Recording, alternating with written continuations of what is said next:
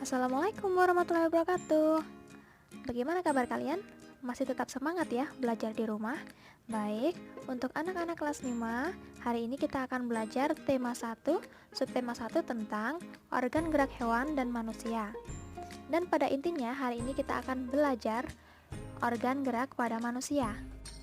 Tujuan dari pembelajaran ini, kamu dapat menjelaskan alat gerak dan fungsinya pada manusia. Kita mulai dari yang pertama, organ gerak manusia. Gerak adalah berpindah tempat atau perubahan posisi sebagian tubuh atau seluruh bagian. Kita dapat bergerak karena tubuh memiliki sistem gerak. Sistem gerak tersusun dari tulang dan otot.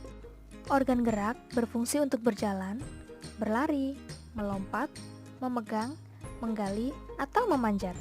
Organ gerak pada manusia dan hewan dapat dibedakan menjadi dua, yaitu organ gerak pasif berupa tulang dan rangka yang tidak dapat bergerak, dan organ gerak aktif berupa otot yang dapat bergerak. Tulang dan rangka tubuh.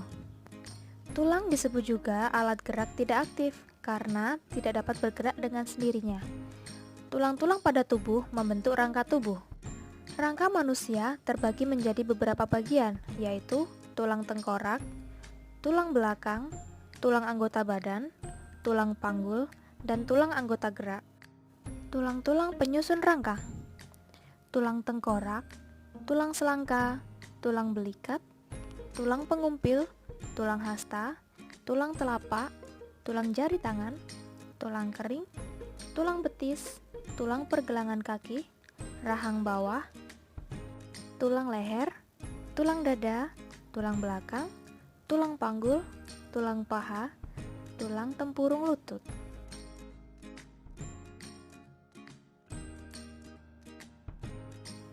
Fungsi tulang hasta. 1. Sebagai tulang pendukung lengan bawah yang memungkinkan adanya gerak. Yang kedua, sebagai tulang yang berfungsi untuk menyimpan mineral dan menghasilkan sel-sel darah pada sumsum tulang.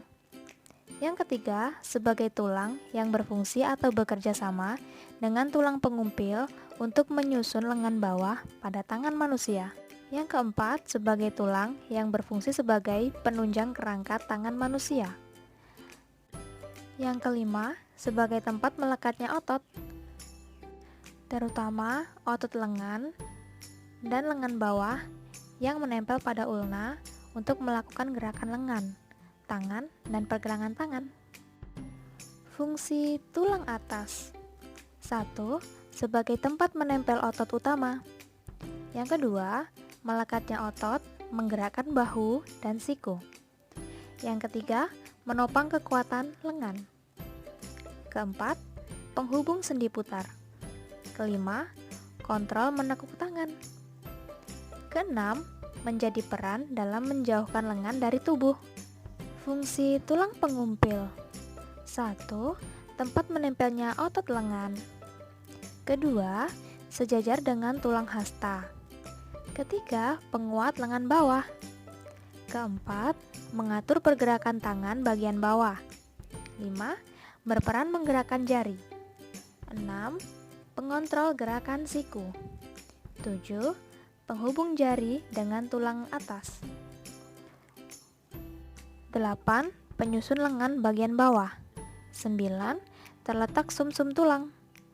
10. Sebagai tumpuan penguat lengan. Selanjutnya, fungsi tulang telapak tangan adalah untuk penghubung tulang jari dan tulang pangkal lengan. Selanjutnya, fungsi tulang paha. Yang pertama, sebagai tulang terkuat untuk menopang badan. Yang kedua, tempat melekatnya otot dan pigmen. 3. Sebagai penghubung tubuh bagian pinggul dan lutut. Keempat, alat gerak bagian bawah. 5. Sebagai tempat memproduksi sel darah merah. Yang keenam, tempat melekatnya tempurung lutut. Kita lanjutkan ke fungsi tulang kering. Pertama, menstabilkan tubuh ketika berdiri. Kedua, sebagai tulang penyangga bagian tubuh atas. Ketiga, sebagai tulang yang berfungsi untuk membentuk bagian dari kerangka pada kaki bagian bawah. Yang keempat, sebagai tulang yang berfungsi untuk menyambung lengan. Kelima, untuk melindungi jaringan yang ada pada bagian tulang kering. Keenam, menggerakkan pergelangan kaki. Ketujuh, menyangga otot-otot pada tungkai bawah. Kedelapan, menopang berat badan. Fungsi tulang betis. Yang pertama, sebagai tulang yang berfungsi agar memberi kekuatan pada tubuh. Yang kedua, sebagai tempat untuk melekatnya tulang pergelangan kaki. Yang ketiga, sebagai tempat pembuatan sel darah merah. Yang kelima, sebagai tempat penyimpanan garam, mineral di dalam tubuh. 5. Sebagai tempat melindungi bagian atau organ penting yang ada dalam kaki. 6. Berfungsi untuk menopang serta memberi kekuatan otot pada saat berjalan maupun berlari. 7. Sebagai peran pendukung tulang kering. 8. Melindungi saat terjadinya benturan secara langsung. 9. Berfungsi untuk mempertahankan keseimbangan tubuh. Fungsi tulang pergelangan kaki. 1. Berfungsi untuk memungkinkan adanya gerakan naik turun kaki karena di sana terdapat adanya sebuah sendi engsel. Yang kedua, memudahkan manusia agar melangkah serta berjalan. Yang ketiga, berfungsi sebagai penghubung antara tulang tungkai lengan bagian bawah terhadap telapak kaki. Selanjutnya adalah fungsi rangka. Pertama, membentuk dan menegakkan tubuh. Yang kedua, tulang belakang menghasilkan sel darah merah dan sel darah putih. Yang ketiga, tempat melekatnya otot. Dan yang keempat, melindungi organ-organ penting seperti tulang tengkorak melindungi otak, indera penglihatan, indera pendengaran, dan saluran pernapasan bagian atas. Selanjutnya adalah tulang leher, melindungi tenggorokan dan kerongkongan.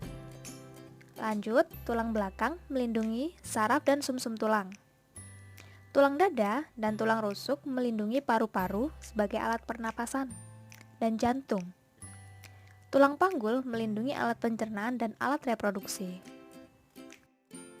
Selanjutnya kita membahas tentang otot. Otot disebut alat gerak aktif karena dapat menggerakkan tulang. Ketika otot bekerja, otot akan membesar, memendek, dan mengeras. Kerja otot akan menyebabkan tulang tertarik sehingga kita dapat bergerak. Macam-macam otot pada manusia. Pertama adalah otot polos, otot lurik, dan otot jantung. Otot polos adalah otot yang bekerja tanpa kesadaran kita yang dipengaruhi oleh sistem saraf tak sadar. Otot polos dibentuk oleh sel-sel yang berbentuk gelendong di mana kedua ujungnya runcing dan mempunyai satu inti sel. Ciri-ciri dari otot polos.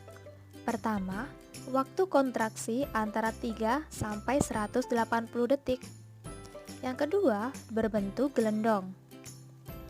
Yang ketiga, terletak pada organ dalam.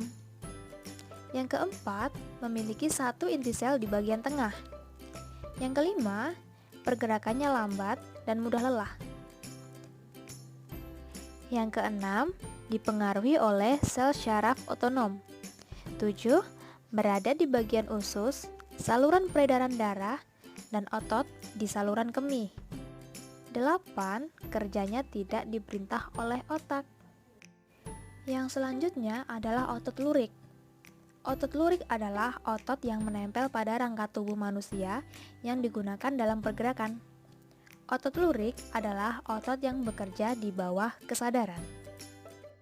Ciri-ciri dari otot lurik adalah yang pertama berbentuk silindris dengan garis gelap terang. Yang kedua, melekat pada rangka. Ketiga, bekerja secara sadar dengan perintah otak. Yang keempat, kerjanya cepat dan mudah lelah. Yang kelima, bentuk yang panjang dan memiliki banyak inti sel. Keenam, mempunyai pigmen mioglobin. Ketujuh, inti sel yang berada di tepian. Yang terakhir adalah otot jantung. Otot jantung adalah otot yang bekerja secara terus-menerus tanpa istirahat atau berhenti. Otot jantung berfungsi dalam memompa darah ke seluruh tubuh. Otot jantung bekerja di bawah kesadaran manusia. Saraf yang mempengaruhi otot jantung adalah saraf simpatik dan parasimpatik. Ciri-ciri dari otot jantung sendiri adalah otot jantung berbentuk silindris, memiliki percabangan, Otot jantung terletak pada jantung, memiliki sari inti sel yang berada di tengah, bekerja tanpa kesadaran manusia, dan yang terakhir adalah bekerja terus-menerus dan tidak membutuhkan istirahat. Baiklah, kita sudah sampai di penghujung pembelajaran kita hari ini. Selamat belajar dan salam semangat. See you the next video. Bye-bye. Oh iya, jangan lupa subscribe, share, komen, like, dan tekan tombol loncengnya. Karena subscribe itu gratis.